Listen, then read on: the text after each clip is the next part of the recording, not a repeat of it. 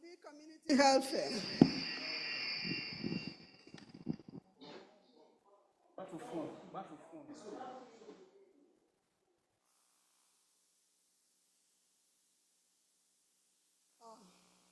There's going to be a community health fair on Sunday, May 18th, in the parking lot of the church.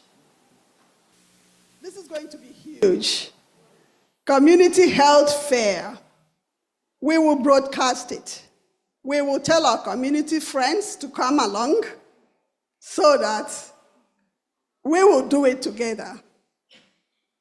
May 18th. Here, we're going to do it here on our compound at the parking lot. So let us take note. We'll get more information as the time approaches. Then we're being reminded of the welfare fund, the yearly welfare fund, $100 we contribute. If you have not, please endeavor to do that. It will close on May 31st. It's $100 per person. Let us endeavor to attend the weekly prayer meetings, Wednesday, 8 p.m. on Zoom, and we are studying the book of Acts. Friday, 7 p.m., we will review the lessons and go through some of our church doctrines.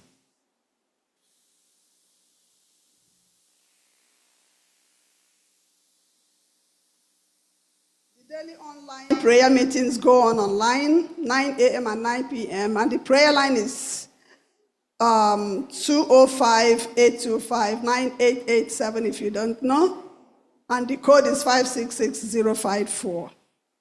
Elder Matthew, here in Matthew is the elder for the month.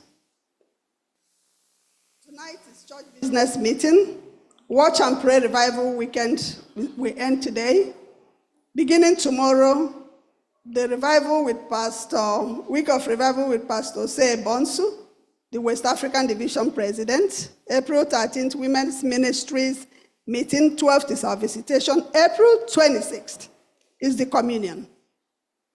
April 26th is our church communion. May 2nd and 3rd, watch and walk. May 11th to 17th, health ministry week of prayer. May 18th, community health fair. We had that already. So let us continue to pray for one another. Pray for those who have traveled, that the Lord will bring them back safely. Pray for the sick and the bereaved and the less fortunate. May God continue to be with us as we worship him in truth and in spirit. In Jesus' name. Amen.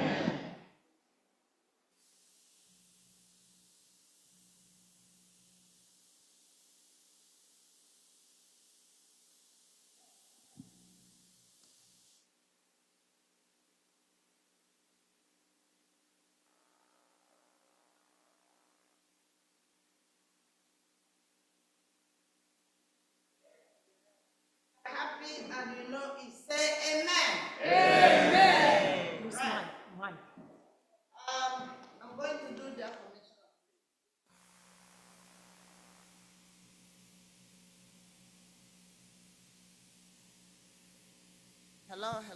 Hello. Okay, so it's in the book of Revelation, chapter 14, verse 6 and 7. Shall we stand up as we reverence God?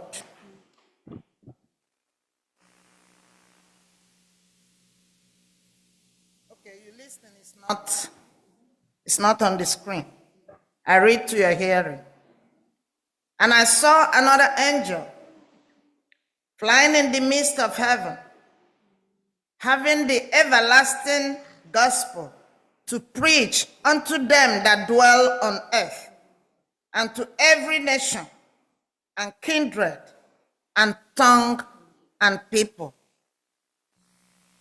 7. Saying with a loud voice, fear God and give glory to him, for the hour of his judgment is come, and worship him that made heaven and the earth and the sea and the fountains of water. Amen? Amen. And that takes us to call to worship. call to worship will be taken from the book of Psalms,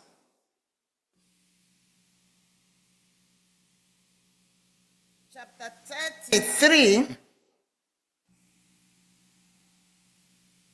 from verse 20 to 22. Psalms chapter 33, 20 to 22. Call to worship. Over our soul waited for the Lord. He is our help and shield. 20. 21. For our heart shall rejoice in him, because we have trusted in his holy name. 22. Let the mercy, O Lord, be upon us according to as we hope in thee.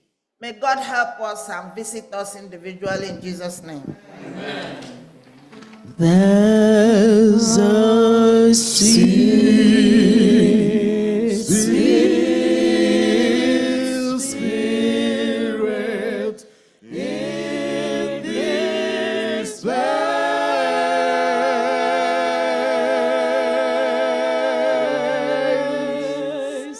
and I know that it's the Spirit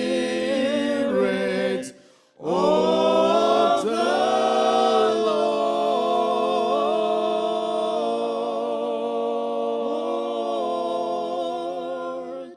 There are sweet expressions on each face,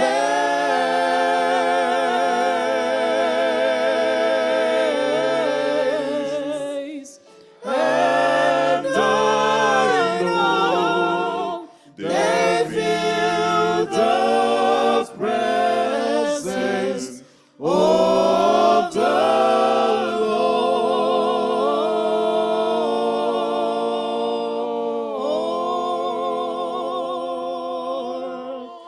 Sweet Holy Spirit, sweet heavenly dove, stay right there with us. Feed us with your love, and for these blessings we'll lift our hearts in praise. Without a doubt, we know that we have been revived when we shall leave this place.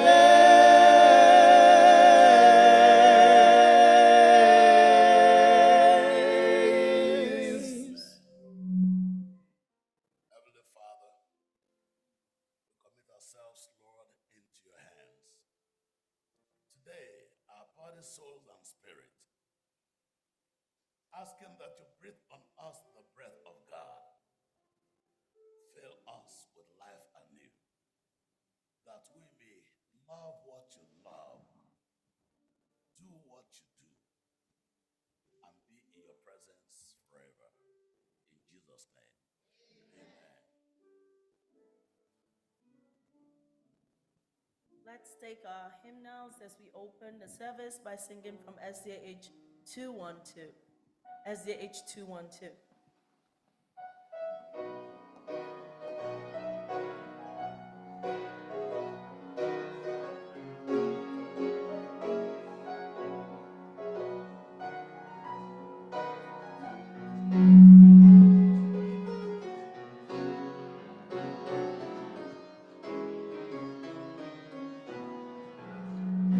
'Tis almost time for the Lord to come. I hear the people say, the stars of heaven are growing dim. It must be the breaking of the day. Oh, it must be the breaking of the day. Oh, it must be the breaking of the day. The night is almost gone, the day is coming on. Oh, it must be the breaking of the day. The signs foretold in the sun and moon, in earth and sea and sky, aloud proclaim to all mankind, the coming of the Master draweth nigh. Oh, it must be the breaking of the day. Oh, it must be the breaking of the day. The night is almost gone, the day is coming on. Oh, it must be the breaking of the day. It must be time for the waiting church to cast her pride away, with guarded loins and burning lamps, to look for the breaking of the day. Oh, it must be the breaking of the day. Oh, it must be the breaking of the day. The night is almost gone, the day is coming on. Oh, it must be the breaking of the day.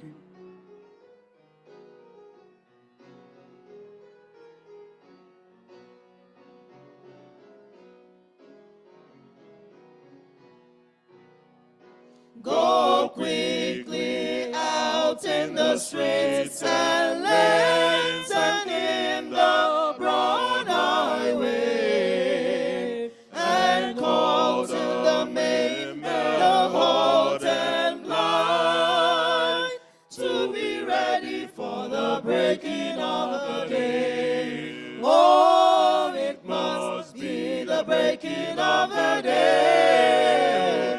Oh, it must be the breaking of the day. The night is almost gone, the day is coming on.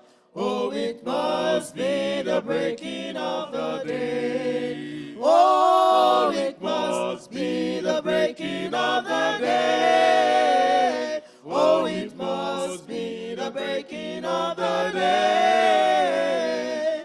The night is almost gone, the day is coming on. Oh, it must be the breaking of the day. Amen. Amen.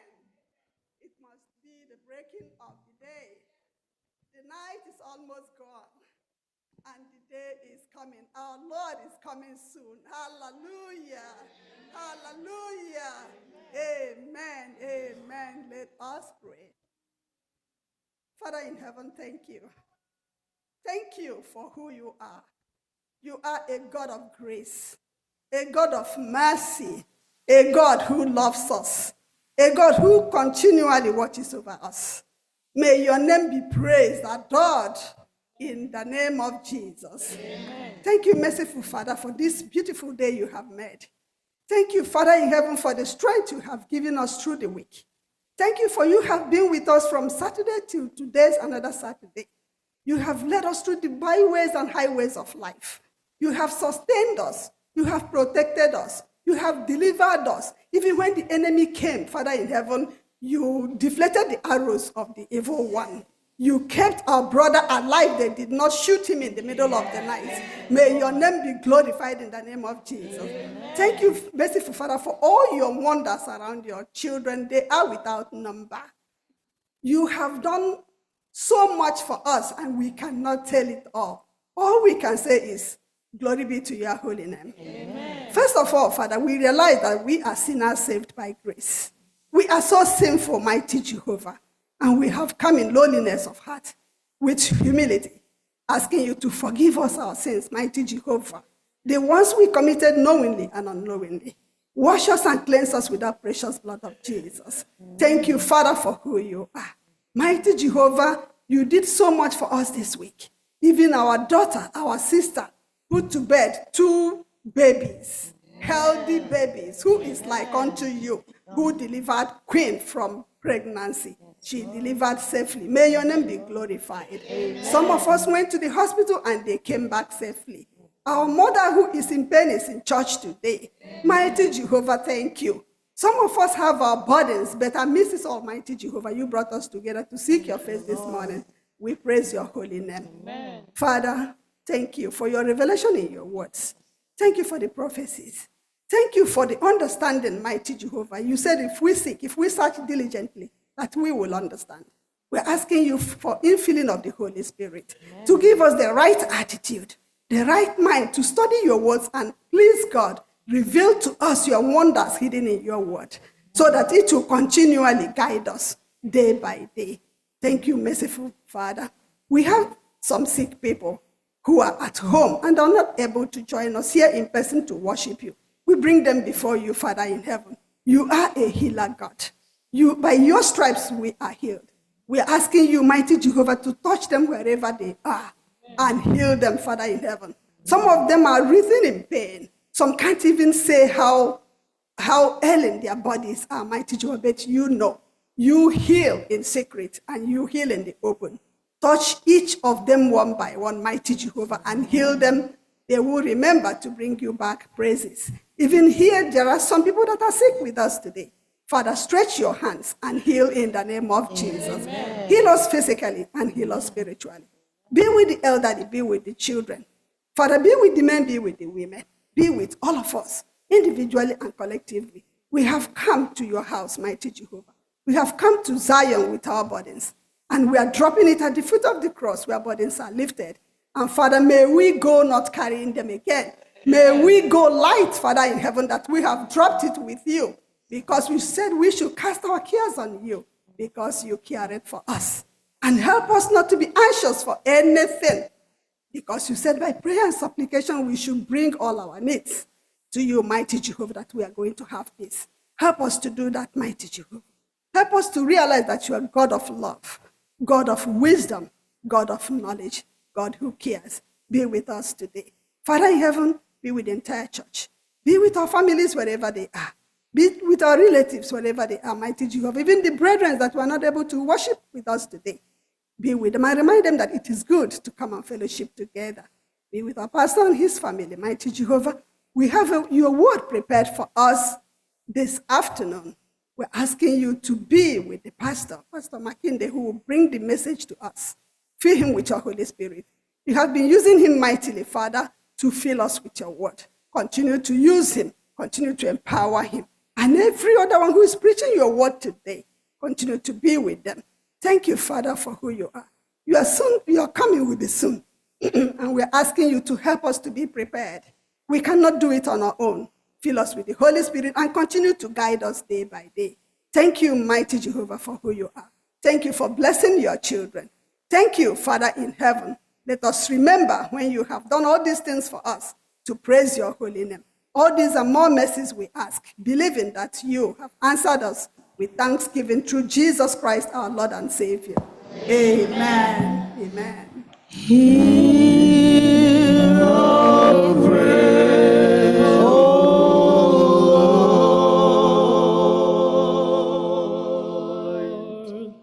Hear our prayer, O Lord. Incline thy ears to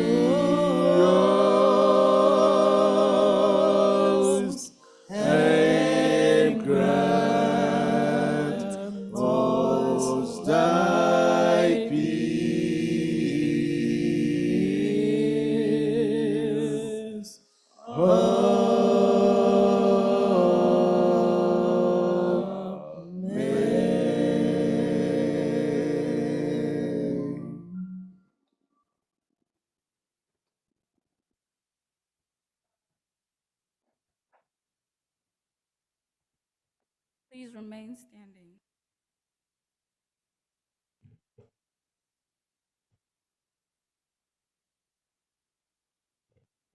Happy Sabbath, Church.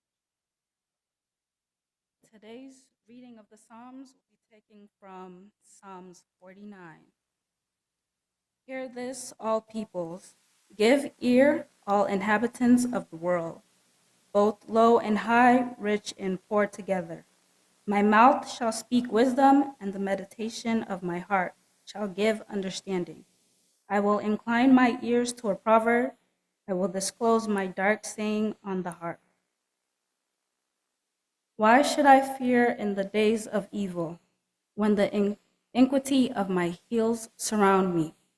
Those who trust in their wealth and boast in the multitude of their riches, none of them can by any means redeem his brother, nor give to God a ransom for him. For the redemption of their souls is costly, and it shall cease forever, that he should continue to live eternally and not see the pit. For he sees wise men die, likewise the fool and the senseless person perish, and leave their wealth to others. Their inner thought is that their houses will last forever, their dwelling places to all their generations. They can call their lands after their own names. Nevertheless, man, though in honor, does not remain. He is like the beasts that perish. This is the way of those who are foolish, and of their posterity who approve their sayings. Selah, like sheep, they are laid in the grave. Death shall feed on them. The upright shall have dominion over them in the morning, and their beauty shall be consumed in the grave, far from their dwelling. But God will redeem my soul from the power of the grave, for he shall receive me. Selah. Do not be afraid when one becomes rich, when the glory of his house is increased. For when he dies, he shall carry nothing away. His glory shall not descend after him. Though while he lives, he blesses himself. For men will praise you when you do well for yourself. He shall go to the generations of his fathers. They shall never see light. A man who is in honor yet does not understand is like the beasts that perish. Amen.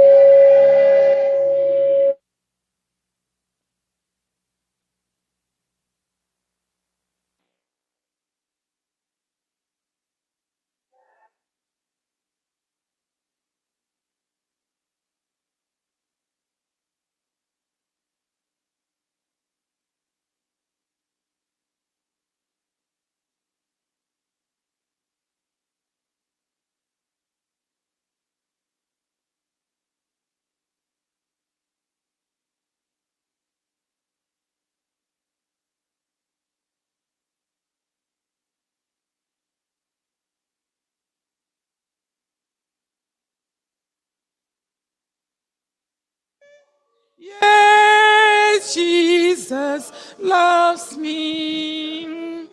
Yes, Jesus loves me. The Bible tells me we are children of a better land, children of a better land, children of a better land. Oh yes, oh yes, oh yes, oh yes, oh yes.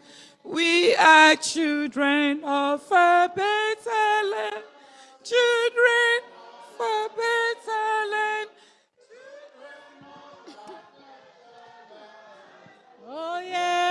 oh yes, oh yes, oh yes, oh yes. We are children of a better land, children of a better land, children of a better land. Oh yes, oh yes, oh yes.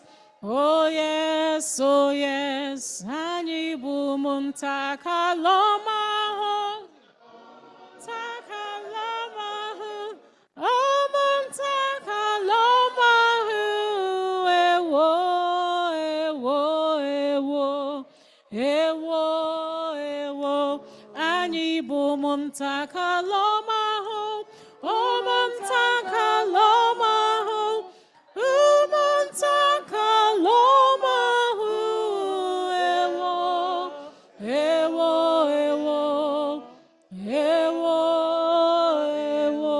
Come on, my little ones, we're waiting. Jesus loves the little children, all the children of the world. Red and yellow, black and white, they are precious in his sight. Jesus loves the little children of the world. Oh, Jesus loves the little children, all the children of the world.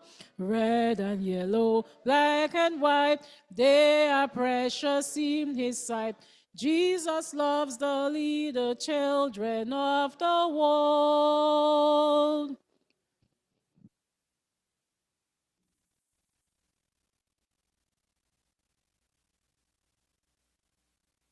Happy Sabbath, boys and girls.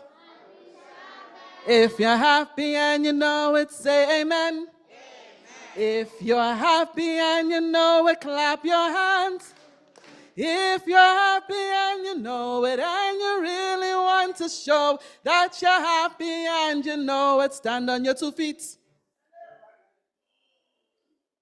Ooh, days.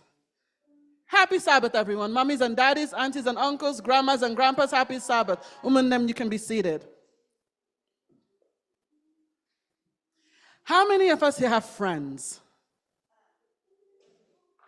We have friends, and we know how they make us feel, right? How does your friend make you feel? Make you feel funny, and it makes you feel proud of yourself and happy. I love that. How does your friend make you feel? My friend makes me feel special. How does your friend make you feel special? It makes me feel happy when they play with me. Not alone. Not alone. How does your friend make you feel? Like a someone. Like a what? A someone. Like a somebody. Yeah. That is deep. That is deep. How does your friend make you feel? A someone. Like a someone. I love it. Let's put a pause on. So we know our friend makes us feel good, right? Mommies and daddies, are we in agreement that having someone to talk to just makes things a little better? Yes. Awesome. Let's put a pause there. Do you guys know what subscriptions are? All of you should know what subscriptions are. I have a story on subscriptions for another day. Do you know what subscriptions are? I'm going to call on the person who I think knows it because I kind of just want 1 or 2 really good answers. So who knows what a subscription is? So I need a subscription to watch Netflix. I need a subscription to play Roblox. I need a subscription to do certain things. I'm giving you a context. Okay, you and then Elvis. A subscription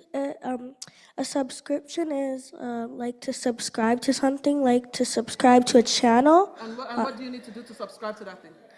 You have to press the button. Okay. And that's the reason why what happened to me when it happened to me. What is a subscription? Like you need a certain something to get in. Something like what, though? There's a particular something. Yes. A free trial? After the free trial, what happens? You need to do what? Ooh, say that again. Start paying. With what? Money. You need to start paying with money. Yes. A subscription is a transactional something. You give me something, and I have to pay you in return. So it's not free. It's not free. I'm going to tell you a story. I tried to get a story that's a little relatable, but I'm going to tell you a story and try to understand it. I had been having challenging days at work. Not too rough, but challenging. Long story. And I was really, really down like 2 weeks ago. I was so down, you couldn't even see my face. This is a story for everyone.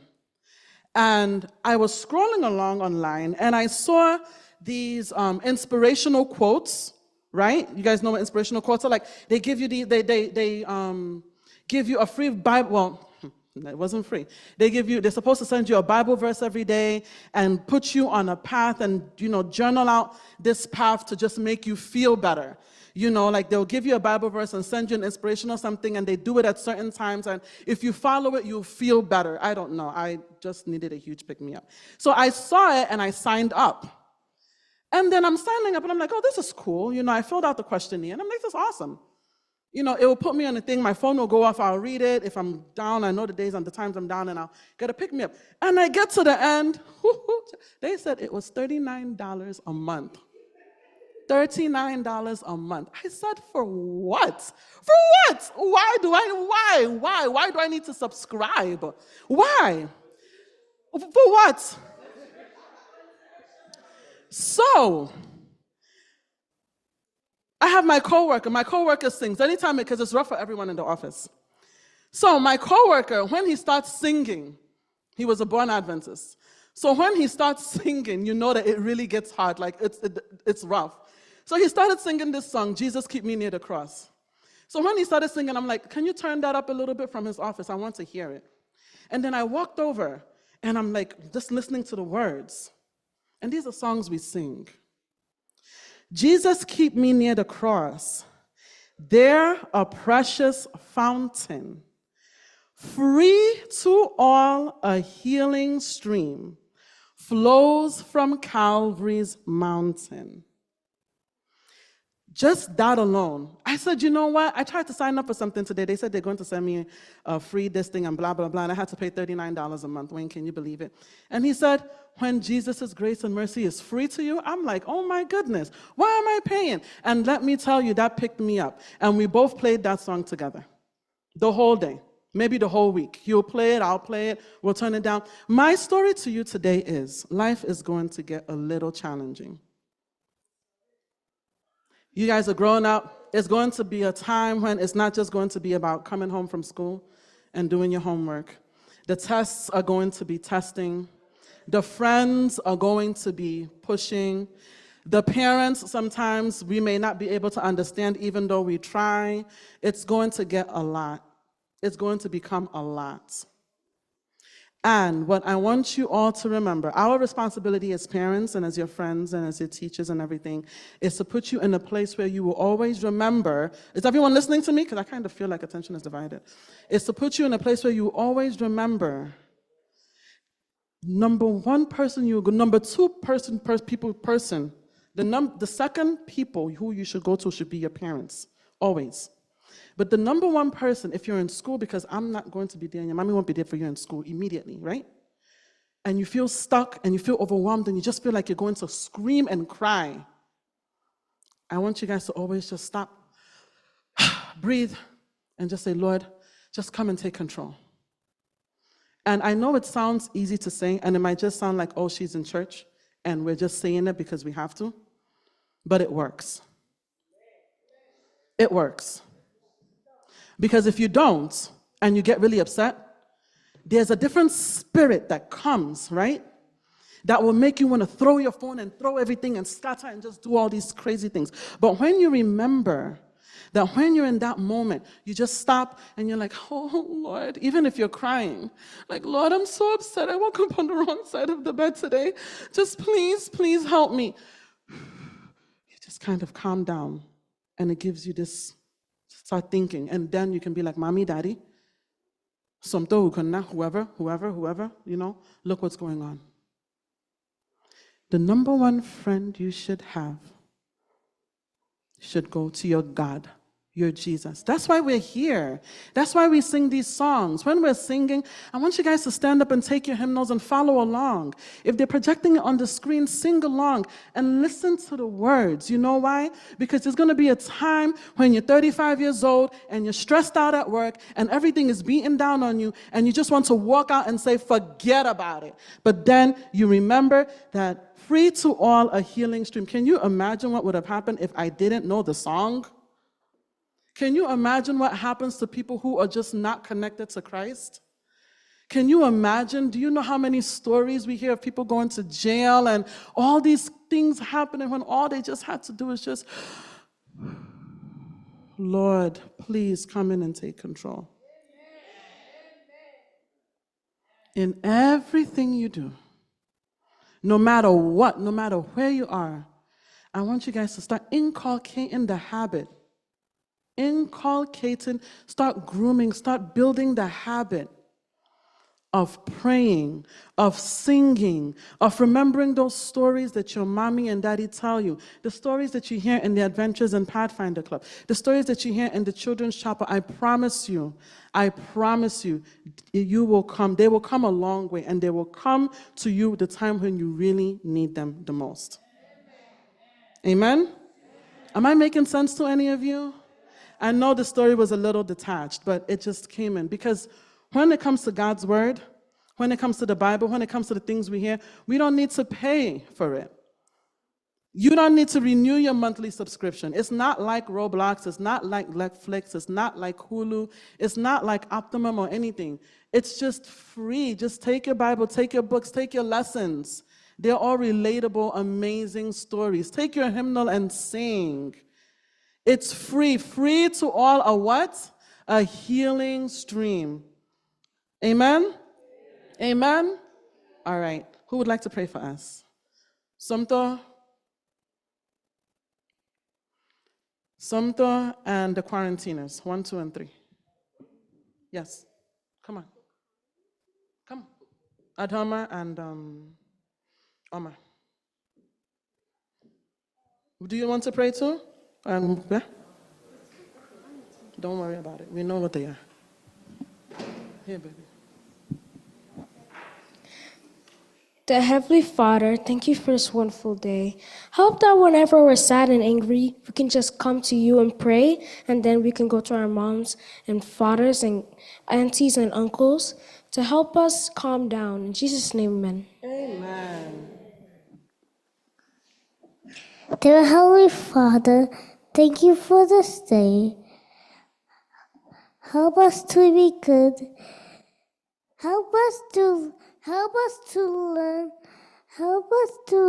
that when we are sad, we go to our mommy and the aunties or our aunties or uncles. Help us to learn the story. Help us to not feel sad. In Jesus' name, amen. Amen. Heavenly Father, thank you for this day. Bless everybody for Jesus' name. Amen. We can go to a place that can make us happy, and maybe bless our God, and maybe bless our moms and children, and maybe pray every night for God to bless us, and may we play in night, and maybe play in the morning, because if we don't play every day, we won't get blessed. Amen. Amen. Dear Heavenly Father, thank you for this day. Help us that we can learn something new. Help us that we learn something that we can be nice. Help us that you can bless our teachers and our family. Help us to bless our friends. Help us to bless our family. Help us that you did good words. Help us that you can be kind to each other. Help us to be kind to one another. In Jesus' name, amen. Be my glory ever, till my raptured soul shall find.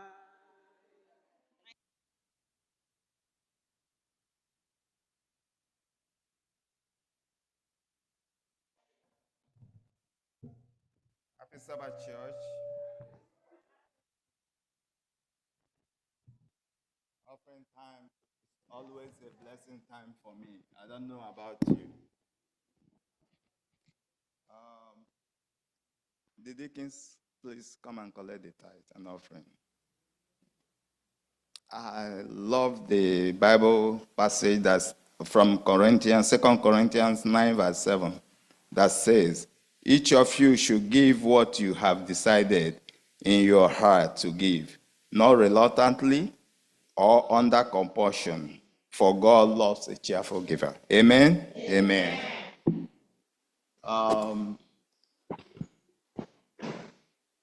My family, we are thanking God for what God has done for us. I don't have to narrate, but God has taken control. The devil came on Sunday with a gun to attack me, but the Lord saved me. So I say, may his name be praised in Jesus' name. Amen. The choir.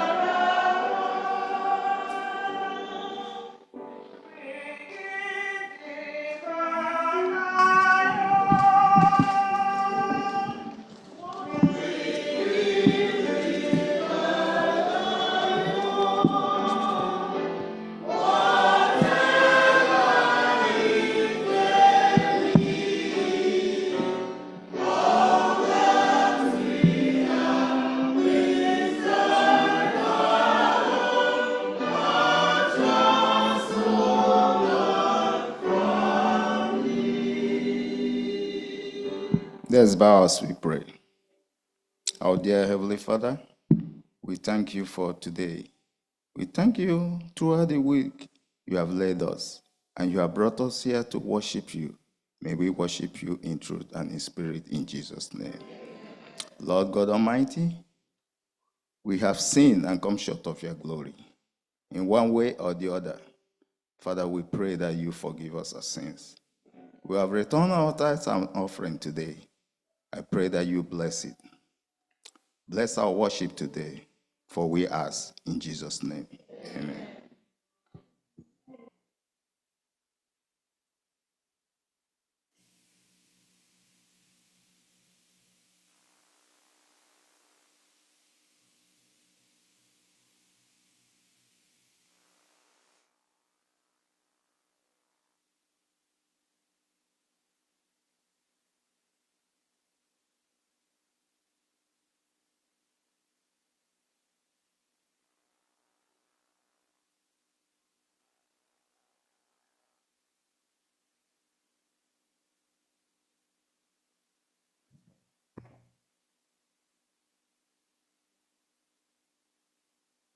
Scripture reading will be taken from Matthew 26, verse verse 41. And it says, "Watch and pray, lest you enter into temptation. The spirit indeed is willing, but the flesh is weak." May the Lord bless the readings of his word.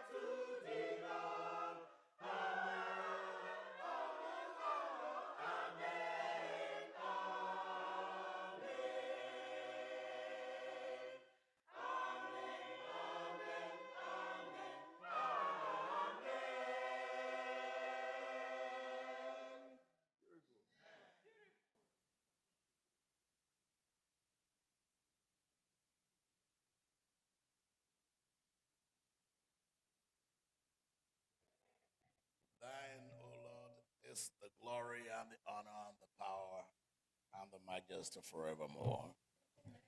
Just we will not stop thanking and praising the Lord for the people in the choir who bring us these messages in song. Pray that the Lord will continue to bless you abundantly.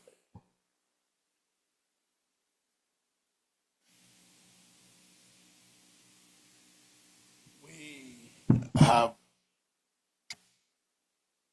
gotten into the month of April.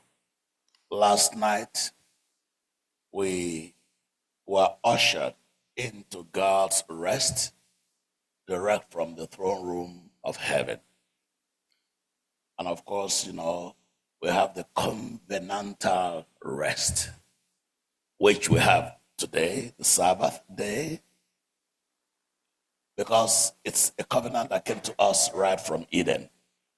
We didn't have to do anything. It's not because we're tired. God was not tired when he gave us that rest in Eden. Actually, that was before sin.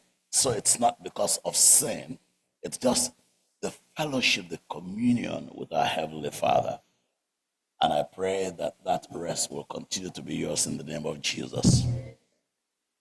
Of course, you have your existential rest, which is when you toil out because you exist.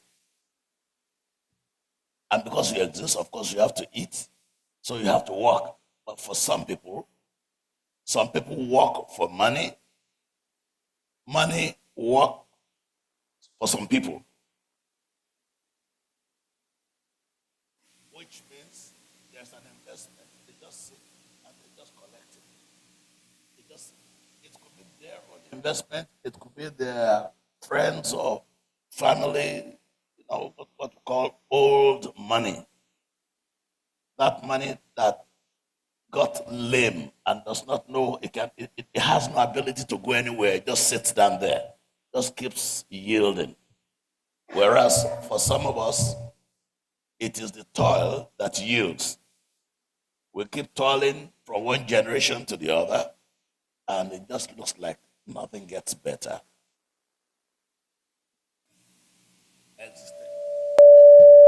Existential rest. I'm trying to switch off one of this. Okay. I think we succeeded. Existential rest. And then, of course, situational. The burdens of family, burdens of illness. Sometimes it's not anything that you did. It's just something a situation that you found yourself in. And you're wondering,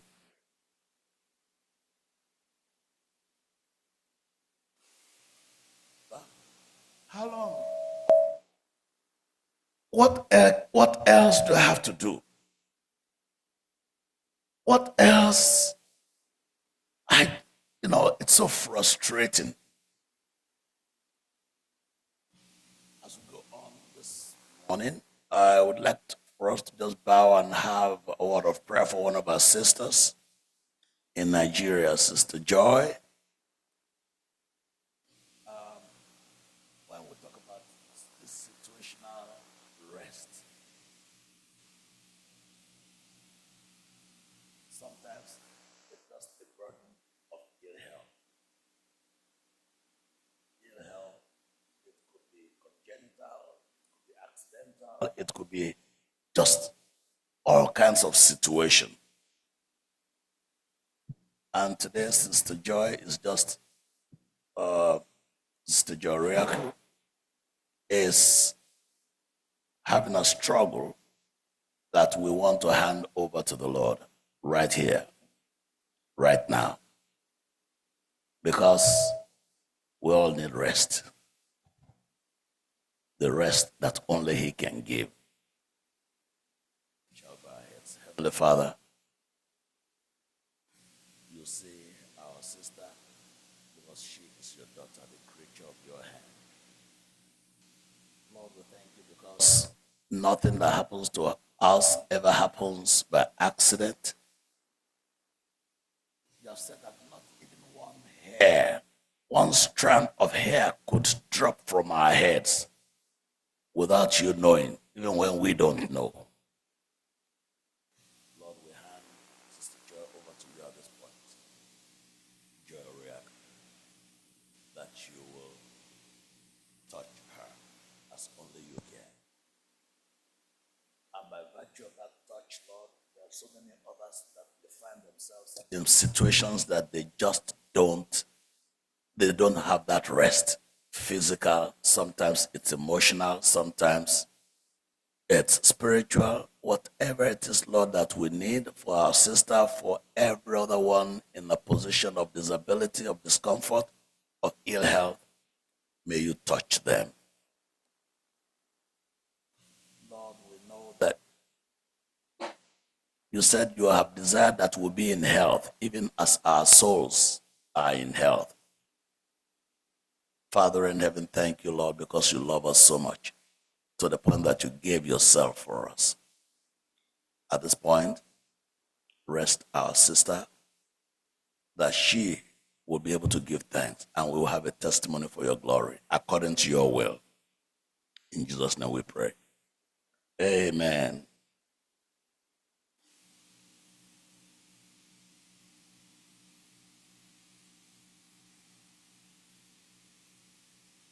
Right. This is better. Right, thank you.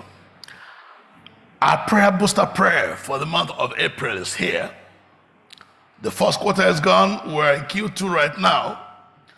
Last evening, God infused us with the spirit of rest, the covenantal rest, the existential, and the situational rest.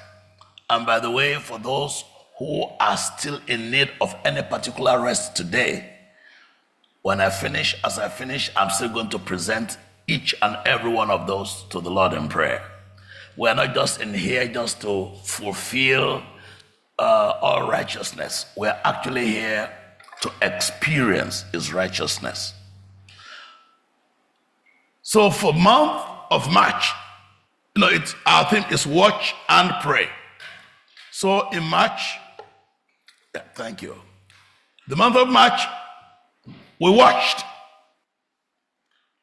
And now April is the month for prayer. Prayer for what? What are we supposed to pray for? Why do we need to pray? Pray. According to Jesus, in Matthew 26, it says, you watch and pray. According to our Bible text that was read today, watch and pray that you do not what? Enter into temptation. Because I know you are really willing. You want to love me. You want to serve me. You want to do that which is in accordance with my plan for you. But you are weak. That's why you need to pray. But there's another one here. In Mark chapter 4, verses 37 to 41. Jesus had just come from a session of prayer. He had been preaching and healing and ministering to so many people, to a crowd of people. And then after he ministered, then these people were hungry. So he told the disciples, feed them. And they sat them down. Miracle. He ministered to them and they were fed. Then they needed to move because Jesus was tired. And they got into the boat and then they were moving. He needed to go to some other people, to another place. Verse 37 says, and a great windstorm arose, and the waves beat into the boat so that it was already filling. Verse 38, but Jesus was in the stern asleep on a pillow. Has it ever occurred to you that Jesus was not using his divine power on earth? If he had been using his divine power on earth, he would not have to go to the cross. He would have escaped. But they wouldn't even have been able to touch him. Can you imagine in the Garden of Gethsemane, when Peter was about to cut, in fact, he was about to cut the head, but he only cut the ear. And Jesus, that was being arrested, found time, picked up that little piece of ear, brushed it off, and then put it back. The enemies that were out to get him, he was still healing them. He was not using his divine power. Here he was asleep because he was very exhausted. Verse 39, and they woke him up and they said to him, Teacher, do you not care that we perish? And he arose. They didn't care that he was tired. And they were accusing him of not caring that they perished, as if he was not in the boat. Don't you care? Jesus arose, listened to them, and he did not even address them. He had no time for them yet. He was going to come back to them. He looked around. Oh, okay. And he saw the wind. I just looked and said, Peace, be still. And the wind ceased, and there was a great calm. The water was even finding it difficult to move. Normally there will be just gentle waves and the water will move around. When Jesus says, stop, the water froze, and Jesus now came back to the disciples. We're talking about prayer. And he asked them, so why are you so fearful? You're afraid to die? Why are you so fearful? As if there was no reason to fear. When there is a storm in your life, in your home, at work, is there a reason to fear? Of course there is. But the question then, how does the question of Jesus make sense? Why are you so fearful? But he explained himself. How come you have no faith? It's only when there is an absence of faith that there is a presence of fear. That's exactly what Jesus was trying to bring out. How is it that you have no faith? And they feared exceedingly. Now, initially, they were afraid of the storm. Now, when they saw the way Jesus spoke to the storm, and the storm became afraid. You know, the storm in somebody's life will become afraid this morning. Amen. Jesus spoke up, and the storm became afraid. He said, then the disciples became more afraid. They were afraid of the storm. Now the storm calmed down, and they became what? More afraid. They were, in fact, the New King James Version says they were exceedingly afraid. Up till this morning, they still have not given Jesus the response to his question. Why are you so afraid? But they were talking to each other. It says, and they said to one another, who exactly is this man, that even the winds and the sea obey him? You know, Jesus is an exemplary high priest. Is the only reason why he came to earth is so that we can see him, we can feel him, we can hear him, and we can know that whatever he did, we have the power. It is at our disposal to do. Demons are fallen angels. They are creatures of God's hand. They don't have power more than you and I. They don't. But because they use the little power that they have, and because we refuse to use the big power that is at our... This morning, I was sitting in the office there, and I forgot to turn on the light. And the pastor's wife came in and saw me sitting in the darkness working. I said, Pastor, how can you be sitting in the restaurant and starving? Do you get that?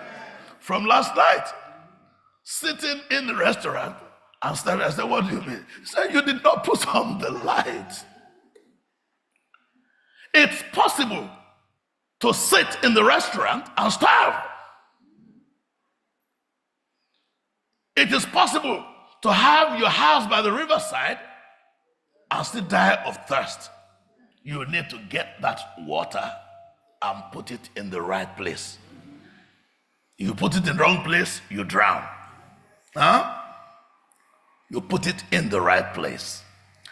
Jesus came to show us the right place. So how to exploit, how to harness, how to get the best of all that power that is put in at our disposal. Well, you note, Jesus was always being tempted at the point of his weakness. The devil did not tempt him about food until he was hungry. He came out after fasting for 40 days and nights. Then the Bible said, that's an understatement, and he was hungry. If I fast for 4 days and nights, I don't know whether it's hunger. I will be starving.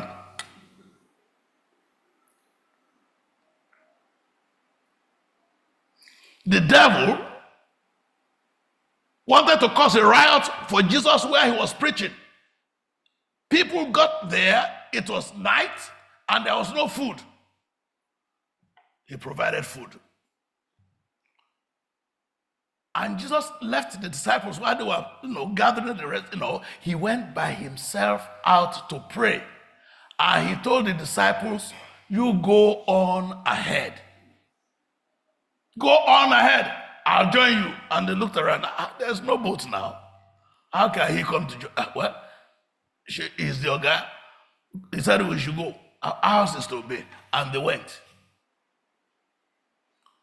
On one occasion, while they were going, the storm came again, and Jesus, rather than waiting, Jesus was riding upon the storm. He was walking. The people that were in the boat were afraid, and here comes Jesus walking upon the storm and strolling as if it was. So it is not really where you are that matters, it's who you are. It's who you know. Because the people in the boat, they were shaking and trembling. The man who was walking upon the storm was strolling and smiling. And today, what we are saying is that God has brought you the power so that even on the storms of your life, you can walk and still smile. Because the winds and the waves still obey his will.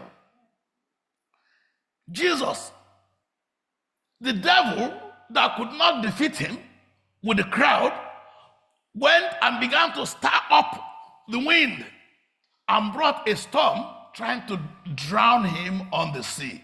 That did not work. If you read that passage of Mark, the moment Jesus got down on the land, who did he meet? He met the demoniac. Who says, what's your name? He says, we are a legion. So you can see that every step of the way the devil had traps for him.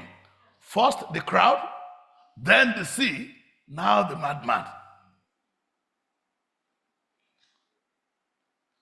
What trials have you had in life?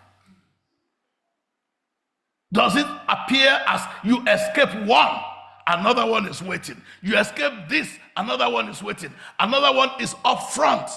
And it doesn't seem to have an end, just from one to the other. That's why Jesus came.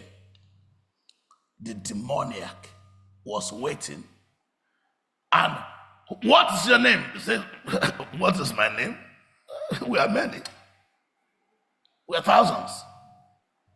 And Jesus looked and said, okay, whether you are thousands or millions, I don't care. You don't own that space. I did not create that space for you. Get out. We are not refusing to go, but please don't. Has it ever occurred to you that murderers are always afraid of being murdered? You don't get it. What were they trying to do to Jesus on the boat? They wanted to sink him, to drown him. What were they pleading for him not to do? Don't send us into the sea. They did not want to drown. Demons can drown. They didn't want to drown. They were pleading with Jesus, oh, don't. So Jesus said, oh, okay, sure. Let us go into the swine. Where did the swine still end up? In the sea. Look here, there's nothing that the enemy can do to you. It's just because we are not studying, we are not looking at the profile of Jesus. They tried to drown Jesus, they couldn't. So they waited for Jesus with the demoniac. Jesus drove them out. We don't want to drown. You know, the water is very, please. Oh, sure, no problem. There are pigs, because the pigs were on the land. They forgot that when your fate is sealed, when God has determined to liberate, their plan was that they will get into the swine, and when Jesus goes, they will go back to where God that is healing you today is telling you that affliction shall not arise again. God that is liberating you, that is giving you peace today, is saying that affliction shall not arise again. It doesn't matter. He may send them into the swine. The swine will still end up in the sea. Because God has got your back. God knows exactly what to do and how to help you.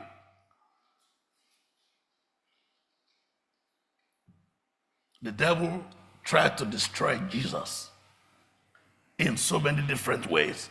He tried it in Gethsemane, in the garden. He waited. But the devil has never been able to find any way around Jesus, because Jesus was always in prayer. He was always online with his Father in heaven. And that channel is open. It's available to you and I. That is prayer. That is why prayer is so key. And that's why the devil does not want you praying. I was trying to prepare this morning, and that's where the calls started coming in. He wanted to distract me. Calls are so flimsy, he's not going to come with horn because he knows you will recognize him. So he will come with a call, with a distraction from somebody that you cannot resist, somebody that means so much to you. But you need to see beyond the wind, beyond that wave, under the sea. The devil was there trying to raise a storm to drown the devil, to drown the Savior. Whenever you see the wind blowing and raising a storm, you have to see beyond the wind. And that's why you have to mobilize the power that controls the wind, the waves, and the storm. Jesus, as a human being, was hungry. After 40 days and 40 nights, he was hungry. When he was talking to the fig tree, why did he curse the fig tree? He was hungry. He wanted to eat. With the woman of Samaria, in Sychar, what the disciples go to do? They went to buy food. So he was hungry, and what that means is that Jesus was subject to the same emotions, to the same conditions as you and I. And when he says greater works you can do, Jesus has never been caught lying, not once. Hebrews 4 says, seeing then that we have a great high priest who has passed through the heavens, Jesus, the Son of God, let us hold fast the confession of our faith. For we do not have a high priest who cannot sympathize with our weaknesses, but in all points he was tempted as we are. Tempted as we are. Tempted as you are. Tempted as I am, yet without sin. That's why he says, let us come how? Boldly. When you pray, oh God, you're not a beggar. In God's house, God is your Father, our Father who art in heaven.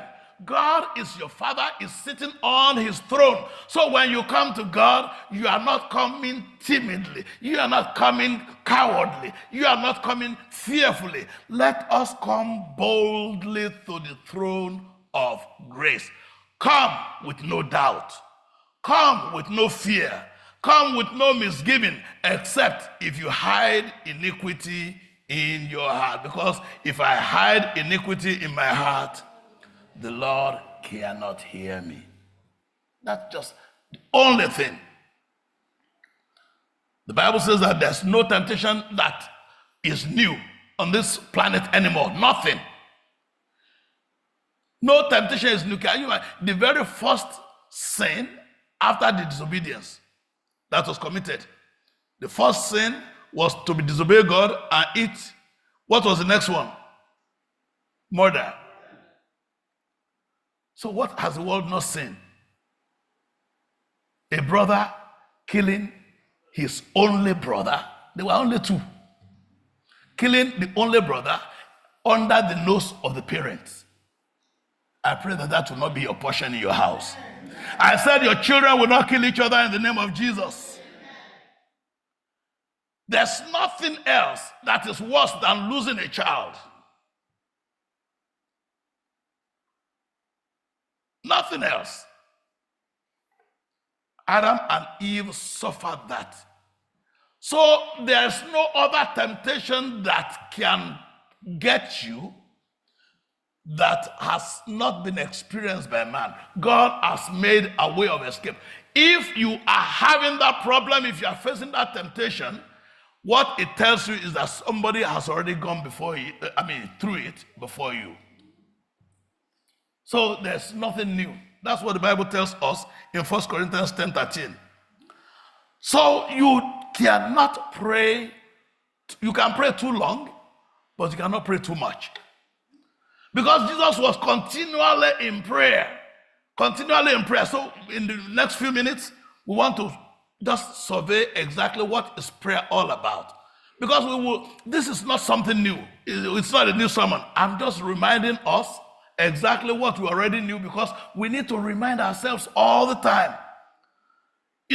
Within the limits of the definition of prayer, a prayer is a request. Every human prays. What you pray to or what you pray for is what is different. Has it occurred to you that even the only reason Daniel was in the lion's den was what? Prayer. Because they wanted to redirect his prayer to the king rather than to God of heaven. And they are still redirecting our prayers today. Why is it that in the world, in the West, people are not praying as much as in Africa? It's because they are praying to government. They are praying to social security. There's no social security in Africa. So you have to pray to the God of heaven. Here, when you're in trouble, you pray to 911. It's a request. You pray to 911. Hey, police, 911, fire, 911 this. In Africa where there's no 911, so we pay 9 having 1. Yeah, we direct it up. Everybody prays. America prays. Russia prays. Everybody prays. What we pray for and who we pray to is what is different. Don't deceive yourselves. Everybody prays in this world. Everybody will ask something. You will address your request, your need, your desperation to something, somewhere. And just because we don't have. Can you imagine an African man will go to church, go and fast and pray that he will get a visa to be able to go to China? China, where they don't know Christian, they don't know God. You are spending time in church to pray to get a visa to a place where they don't know God, according to our own definition. They have their own gods. They have what they pray to. Is either the Communist Party or they pray. Everybody prays in this world. Everybody has something that they pray to.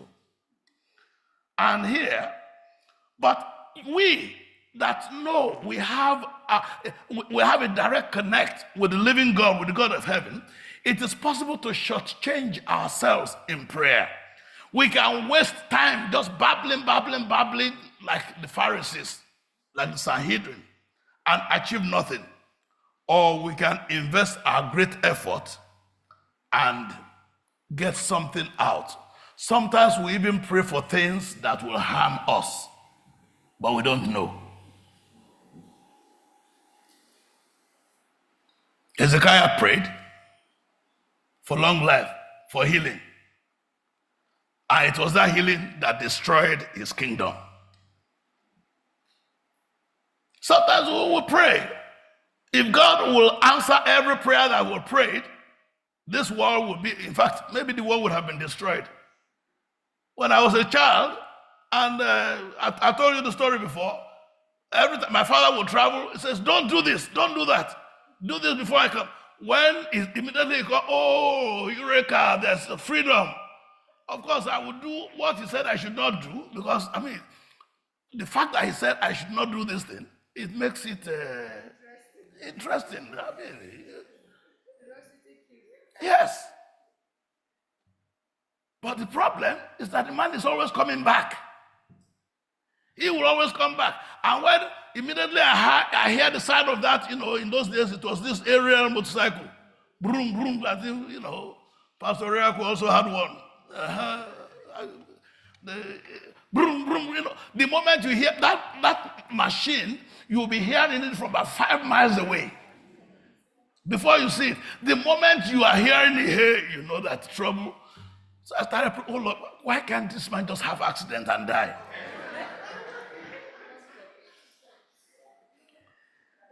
That is the prayer in the heart of a child. Because I did not want to be accountable for what I had done, which I was not supposed to do. Thank God my prayers were not answered. I would have been an orphan. Your prayers, we need to pray intelligent prayers, but they are not just prayers that are physically or intellectually intelligent, but prayers that are spiritually intelligent. 1 Corinthians 14 says, therefore let him who speaks in a tongue pray that he may interpret. Because sometimes, you see so many Christian movies and broadcasts where people are praying in tongues, and I go to minister in different places. In fact, the moment I get from the pulpit now, I'm starting another administration in just a few minutes to the UK. And, Pastor, we enjoy your sermons very much, but we never hear you pray in tongues. How come you don't pray in tongues with all, I said, because I don't have the gift. How come you cannot have the gift of tongues? Did you hear yourself? It is a gift. The gift is at the instance of the giver, not at the instance of the receiver. So I cannot manufacture what I don't have. If God knows that I need that gift, he would give it to me. But it's even though it's not useful if you have the gift of tongues and there's no interpreter around. That's what the Bible says here. Prayer can be useless. It does not mean, you have a medication for cancer when your problem is ulcer. The medication is good, but it does not meet your need.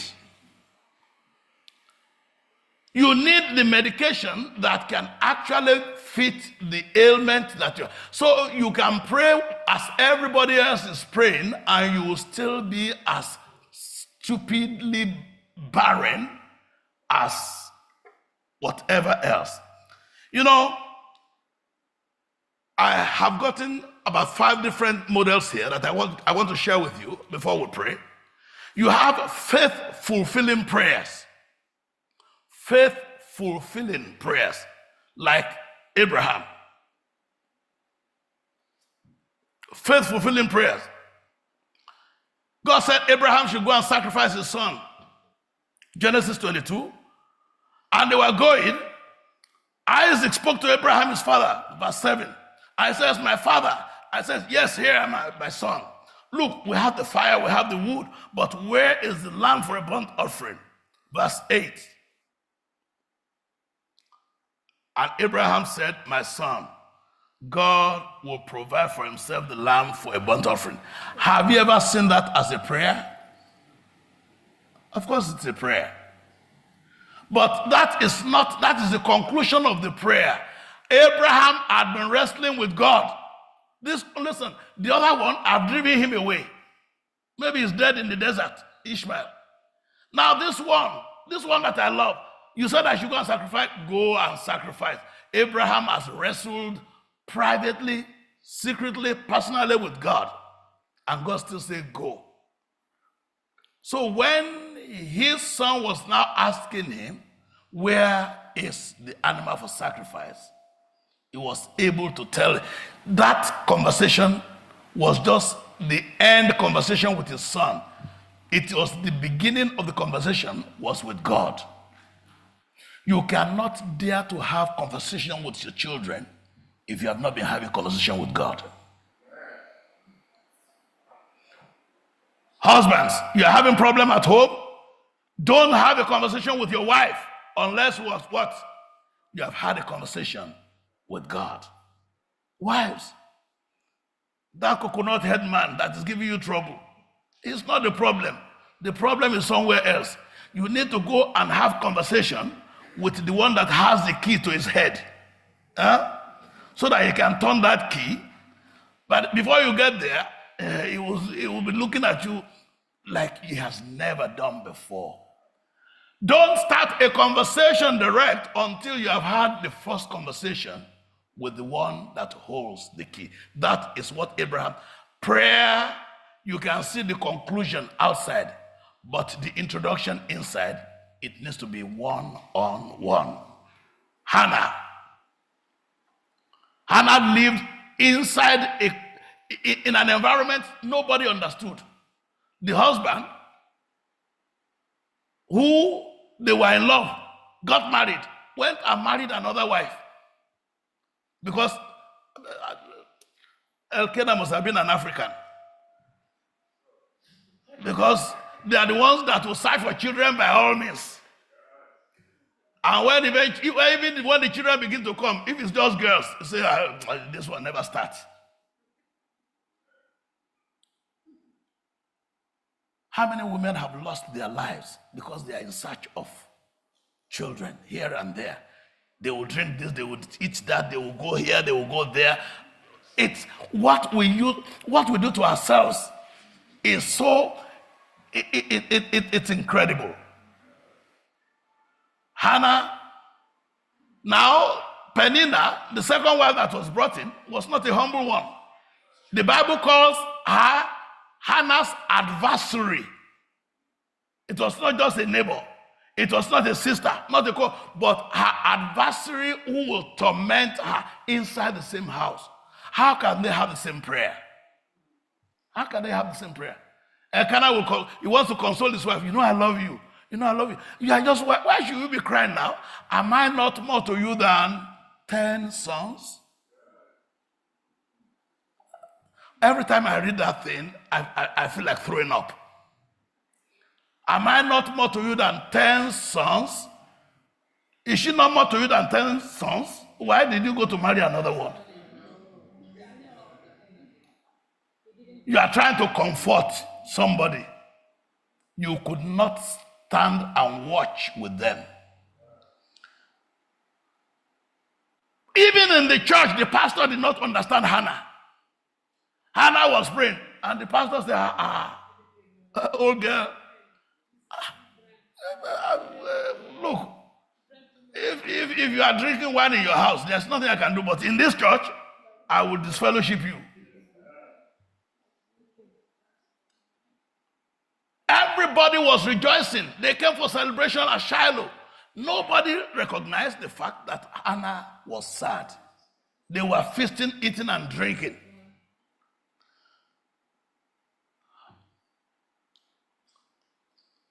Even inside the same family, your prayer points will be different. Hello? Even inside the same family, prayer points are different. So, what is the point today? Prayer is personal. Yes, we will do corporate prayer as we are here. We'll do corporate prayer. But prayer is personal because that need is personal. If the need for everybody is satisfied but your own has not been met, church has done nothing. So, God saved the Israelites across the Red Sea. They passed from one place to the other on dry land. What does that have to do with me? When I've not even been able to cross my own bridge from here to there. That's a story. That is a story. Hannah did not fight. That's the lesson that we want to hear. When you are in a mood of prayer, when you really want solution rather than confrontation, Hannah did not fight the husband. Hannah did not fight the tormentor. Hannah did not fight in church, because some of us, we have grievances and we come to church and want to scatter the place because it does not go our own way, the way we want. You want a solution? Why don't you go the prayer line of Hannah?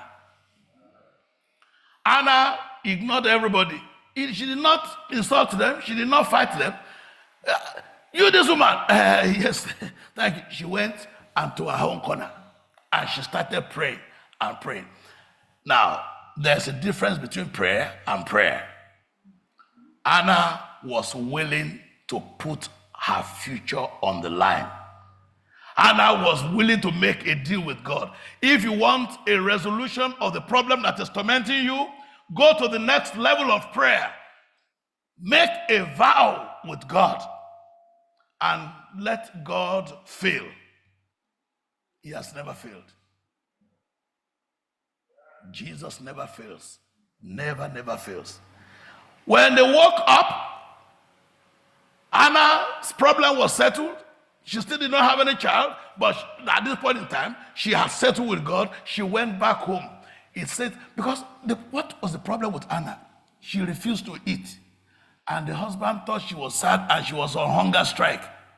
The husband did not know that Hannah was waiting on the Lord. Hannah was not on hunger strike. Hannah was waiting. So if your prayer has gotten to a particular, your need, your challenge gets to a particular level, take it to the next level, wait on the Lord. A self-defeating prayer. Two people prayed self-defeating prayer in the Bible. You have to watch the kind of prayer that you pray. Samson messed up. And he messed up, and he got so disappointed, and he thought, well, the end has come. And then, when he prayed, first, God answered his prayer. His hair grew back. The next prayer that he will pray, instead of saying, oh Lord, give me victory, let me win this victory over for you, and I will go on serving you, he said, let me what? Let me die with my enemies. There are some people inside the church who want to die with their enemies inside this church. You want to die with your enemy? Please go ahead. But as for me, it does not matter who is my enemy. I will live. I will live. And if the enemy decides to die, I will be there at the funeral. Yeah. I love you so much, I will not miss the funeral. That's the point. Even the enemies. Why do you need to die with your enemies? Ask God what you want. Ask God what, let me die with my enemies. Was his prayer answered? Yes. His prayer was answered. There was another Jephthah. Jephthah was the son of a harlot. Everybody rejected him. They threw him out from his father's house. Then when they needed help, they now went to look for him. There are people who only come to look for you when they need your help. You don't have to refuse. So long as God is answering your prayers, do for them. Pour the coal of fire. Make just your personal prayers. Jephthah had been rejected, he had been thrown out, but when they threw him out, they could not throw out his connection with God. He prayed and God honored him. They came to ask him to lead out, and then he said, if I lead out, will I become your leader? Yes, you become our leader. Somebody that was rejected from being a family head has now become the head of state. God is ready, but Jephthah made a foolish prayer. Lord, if you will just help me and I will realize this ambition, anything that comes first from my house, I will give it to you. Don't make vows that you will not be happy to fulfill.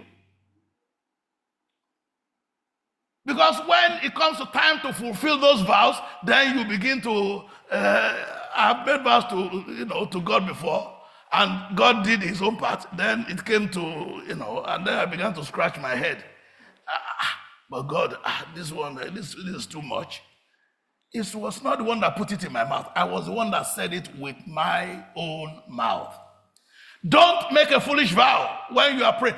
God does not need whatever you are about to give. He just wants your faithfulness. Prayers, when you pray, open your mouth to pray. This evening, what we're going to talk about is opening your mouth to pray. When you open your mouth to pray, watch what you say, because God will take you at your word. Finally, self-deceiving prayers. Balaam said in Numbers 23:10, who can count the daughters of Jacob, or the 1/4 of Israel? Oh, let me die the death of the righteous, and let my end be like his. When you read Joshua chapter 13, Moses had given the tribes of Israel, Reuben, verse 15, verse 22. The children of Israel also killed with the sword Balaam, the son of Beor, the soothsayer. Among those who were killed, he wished and prayed for the death of the righteous. He died the death of the wicked. Why was that? Balaam should have read Psalm 1. What did he say in Psalm 1? Blessed is the man who... Let somebody read it for us. It has only 6 verses. Psalm 1. So when you are praying prayers, you have to walk the talk. Don't just think. You will say words. Psalm 1. It says, blessed is the man who walks not in the counsel of the ungodly, nor stands in the pathway of sinners, nor sit in the assembly of the scornful, but his delight is in the law of the Lord. In his law he meditates day and night. It shall be what? Verse 3? Like a tree that is planted by the rivers of waters, bringing forth its fruit in season. And whatever she does, she prospers. Today, right now, I want to pray with us. That's all I want to do. prayer is power. If this sermon is preached every Sabbath from now till the end of the year, we can never exhaust it. Prayer is power. And because we are not praying what we should pray, it doesn't mean that you are driving, you are praying. You are walking, you are praying. When somebody says, oh, Pastor, I want to see you. I know I don't have the wisdom. I don't even know what they want to talk about. Immediately, I want to see you. Let me tell you what's happening inside this box. I'm already whining, Lord. I don't know why this person wants to see me. I don't know. I don't even know what the problem is. Lord, just take control of this mouth. Work everything. And a lot of times, I actually get an answer before the question is asked. Because it is not me. You have to pray continually in the Spirit. That's what the Bible... Jesus was never offline. There was never an offline time with Jesus. Jesus was always online. The connection, the network with heaven was always on. Today, this is the challenge that we have. Don't pray a self-serving prayer. Jesus surrendered. A self-surrendering prayer. In Luke chapter 18, Jesus taught us the principle of prayer, effectual, fervent prayer. Luke 18 verse 9, and he also spoke this parable to some who trusted in themselves that they were righteous. Does that talk to somebody in this congregation?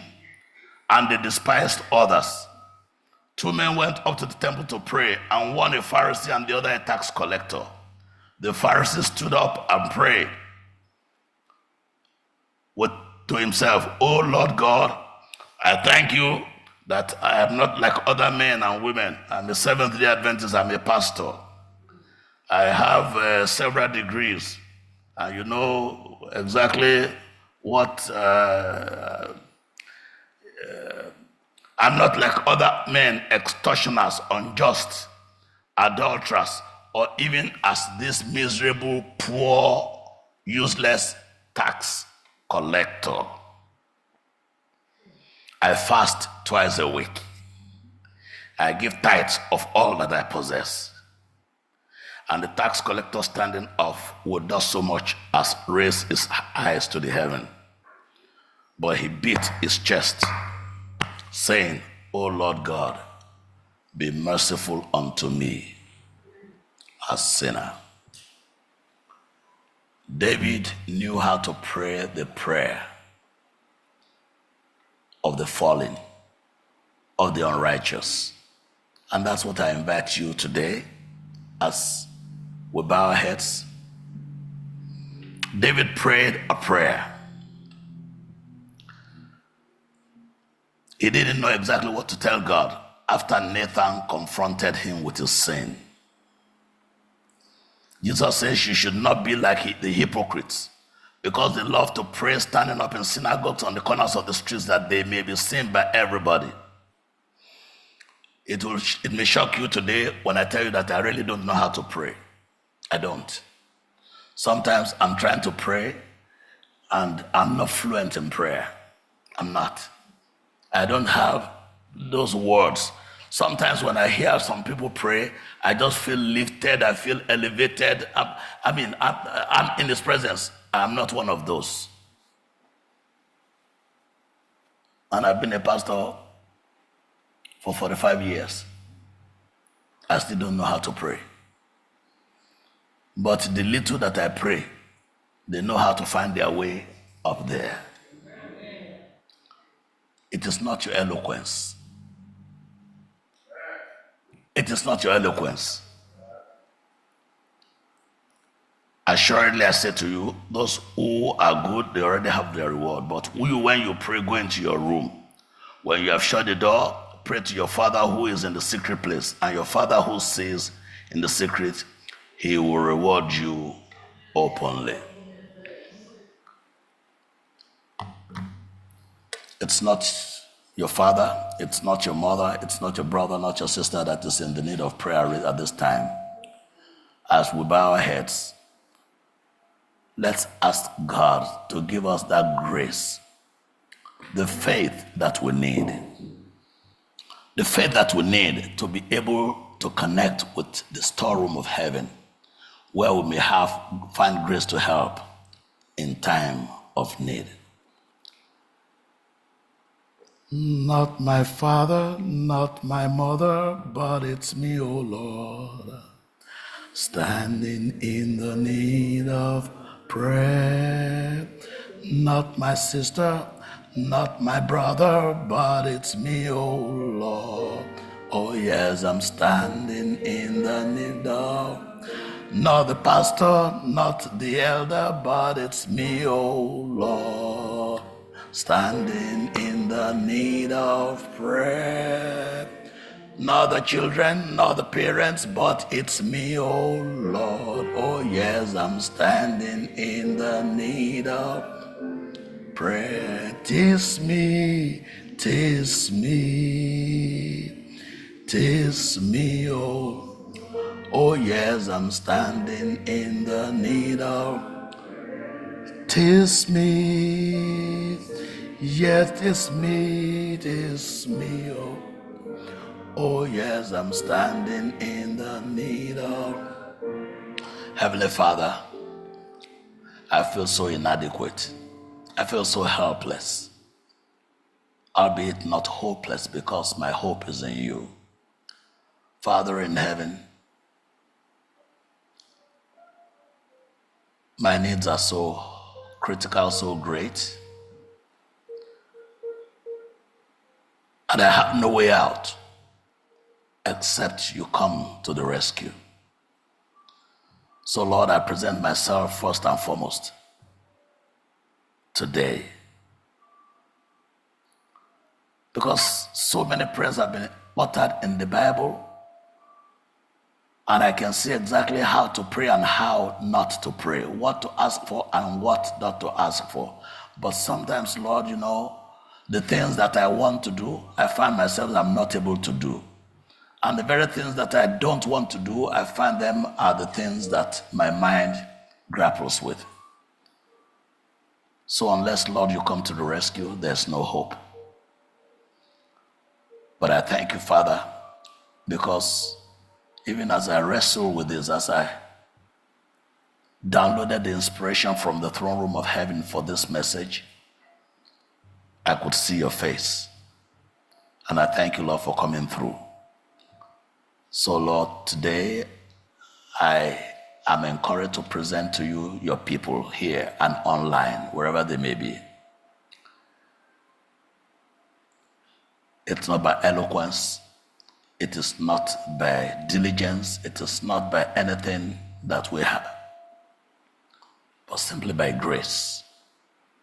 Lord, we plead your mercy. We come boldly like you told us, not as strangers, but as children of the King.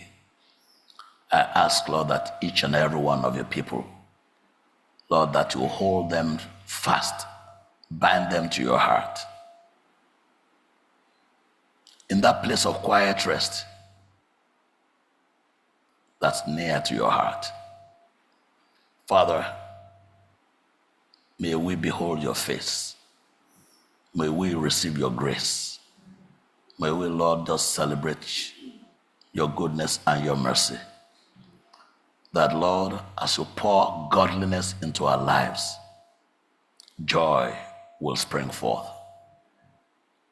In Jesus' name we pray. Amen. Amen.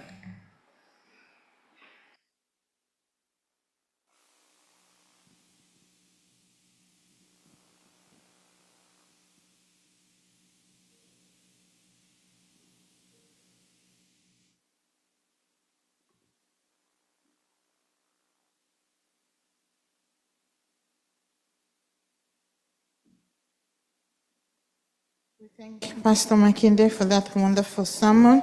May we all rise as we bring the service to a close by singing from SDA 604. SDA 604.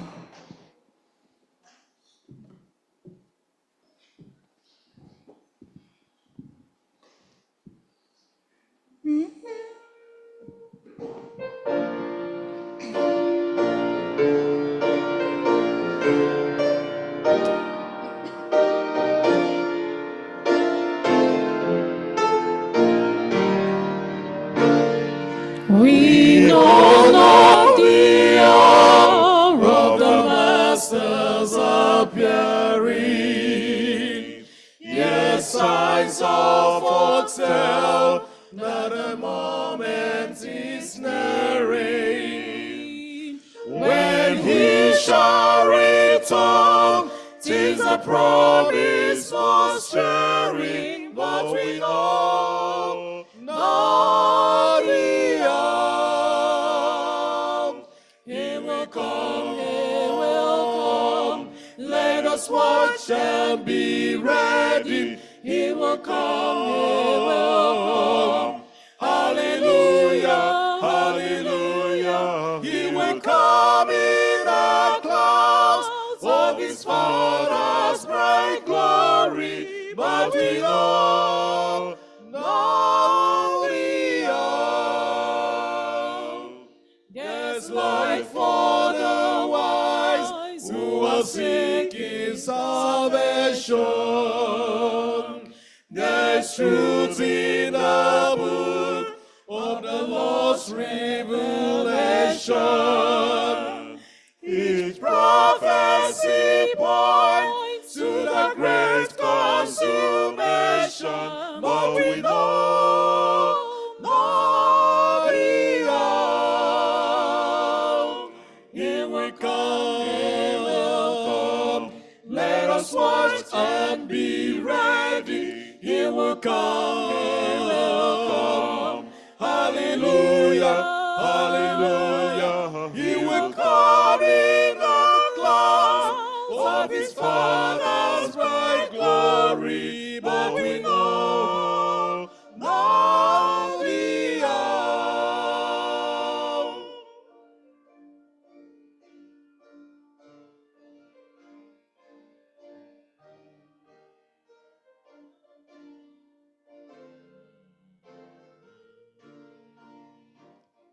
We watch and we pray with our lamps ribbed and burning. We'll walk and we wait to the Master's returning. We'll sing and rejoice, every moment discerning, but we know not the hour. Here we come. Let us watch and be ready. He will come. Hallelujah, hallelujah. He will come in the clouds of His Father's bright glory. But we know not the hour. He will come, He will come. Let us watch and be ready. He will come. Hallelujah, hallelujah. He will come in the clouds of His Father's bright glory. But we know not the hour.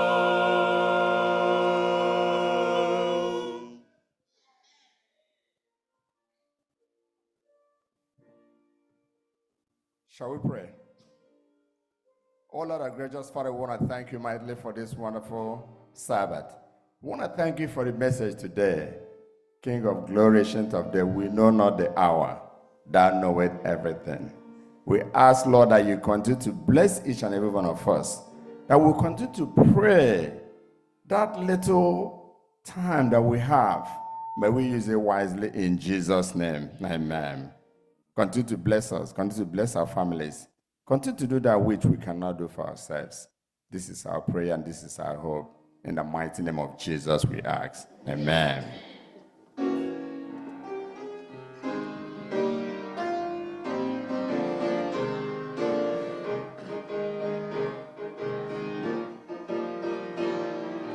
We have this hope that burns within us, hope in the coming of the Lord. We have this faith that Christ alone imparts.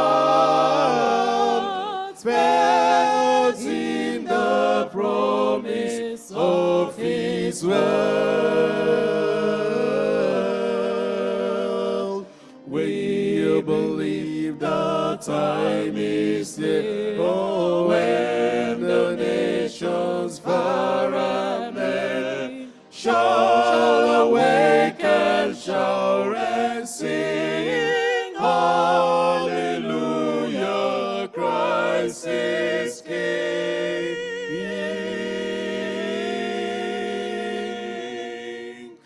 We have this hope that burns within our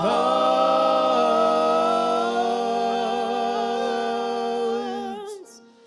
Hope in the coming of the Lord.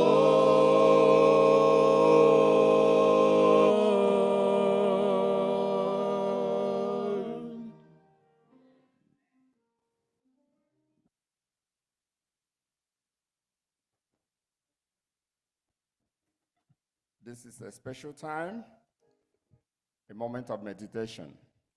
I just want to give everyone a chance to speak to the Lord by yourself, and I will close.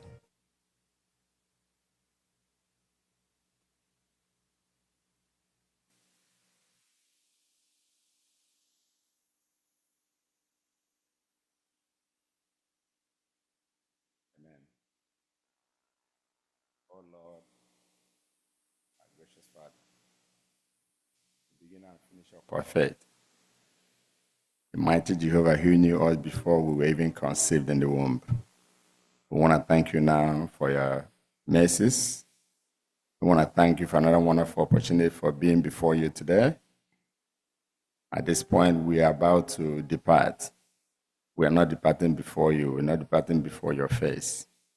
But we're going out there to do that which you ask us to do. We ask that you bless us now. We ask that you give us that opportunity to go out there and spread that gospel. We ask that you guide us, involve us, encourage us to pray so that you can do that which we ask you. Take us home now. In mighty Jesus' name we ask. Amen.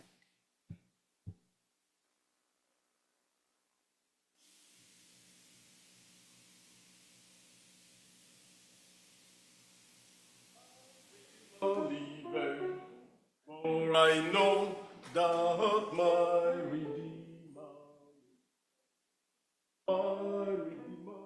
liveth. My Redeemer liveth.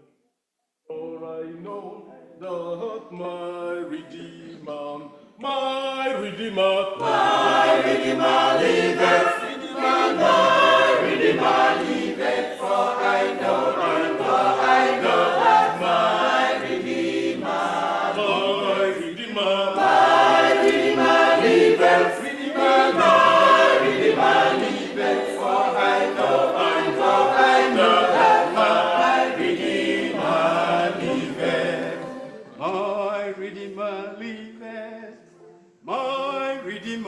Redeemer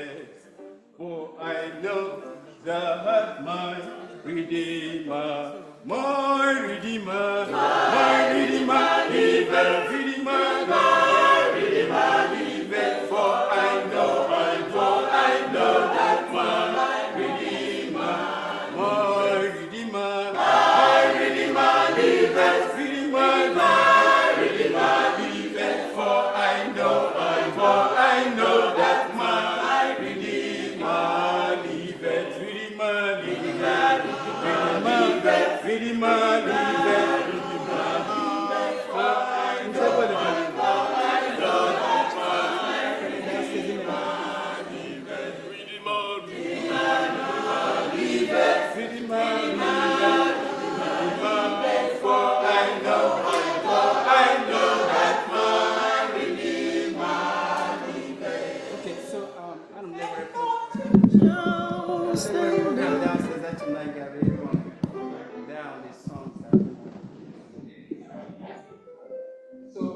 and next week we cannot meet giving you the next. So I'm not getting ready for tell you that. So if we continue to do this, the chorus, the new chorus, I wanted to see how that.